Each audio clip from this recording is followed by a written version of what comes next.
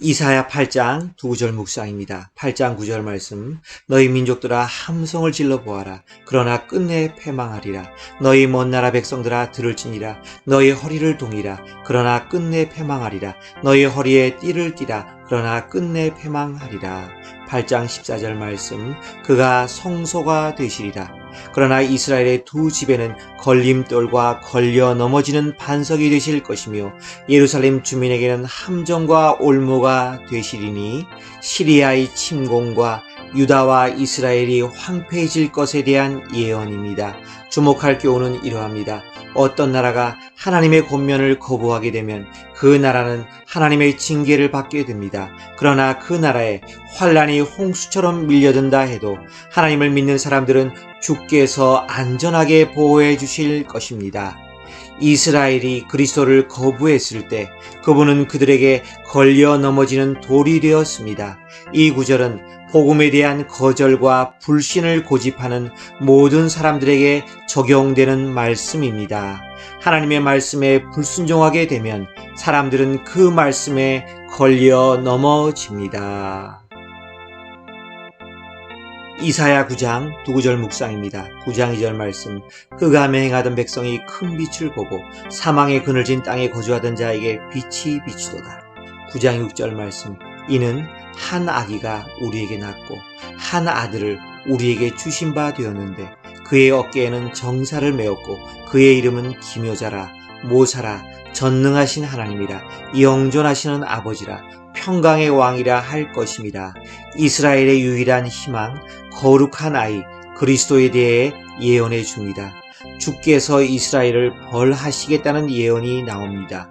주목할 교훈은 이러합니다. 최악의 경우에도 하나님의 백성들은 그들을 위로하고 그들이 당하는 고난으로부터 균형을 잡을 수 있게 해주는 그럼에도 불구하고 소망을 가지고 있습니다. 성도들이 그리스도의 초림에 대한 소망으로 자신들을 위로했듯이 이제 그분의 재림의 소식은 모든 어두운 날에 큰 소망이 됩니다. 그리스도께서 이 땅에 오셔서 사역하실 때 정말 훌륭하게 일하셨습니다. 그분은 제사장직을 감당하실 때 우리의 죄 문제의 진정한 해결자가 되십니다. 재림하사 이 땅에 오실 때 전능하신 하나님이 되실 겁니다. 하나님의 왕국에서는 평화의 왕이 되어 다스리실 것입니다. 이사야 10장 9절 묵상입니다. 10장 12절 말씀. 그러므로 주께서 주의 일을 시온산과 예루살렘에 다 행하신 후에 아수르 왕의 완악한 마음의 열매와 높은 눈의 자랑을 벌하시리라. 이사야 10장 22절 말씀. 이스라엘이여 내 백성이 바다의 모래 같을지라도 남은 자만 돌아오리니 넘치는 공의로 파멸이 작정되었습니다. 하나님의 목적을 성취한 후에 이스라엘의 침략자들이 파멸을 당할 것을 예언해 줍니다.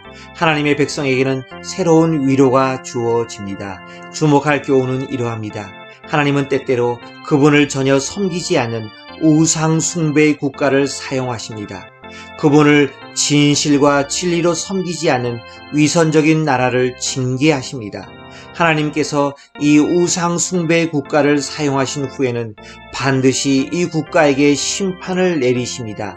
왜냐하면 이 나라 사람들의 죄는 그들의 모든 생각 속에 하나님을 진정으로 모시지 않았기 때문입니다. 이사야 11장 9절 묵상입니다. 11장 4절 말씀.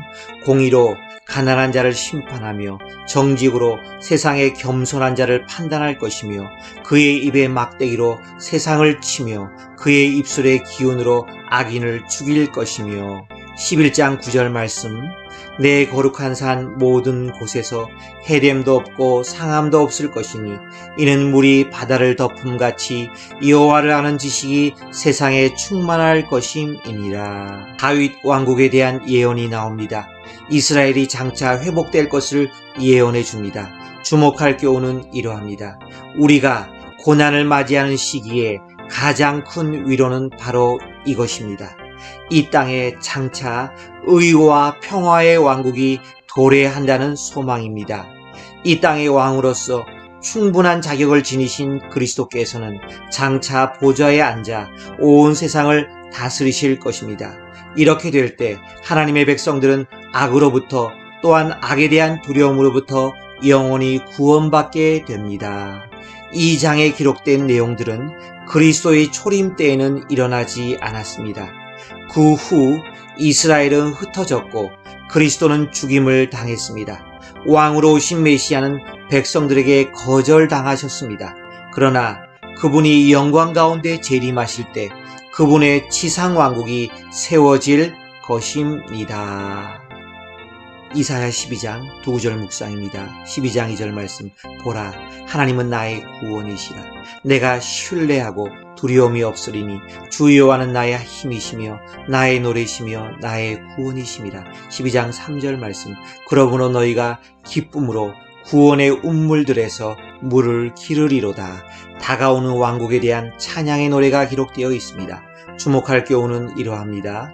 예수님께서 재림하셔서 그분의 왕국을 세우실 때 이스라엘 백성들과 모든 구속받은 자들은 한 마음과 한 입이 되어 그리스도를 찬양할 것입니다.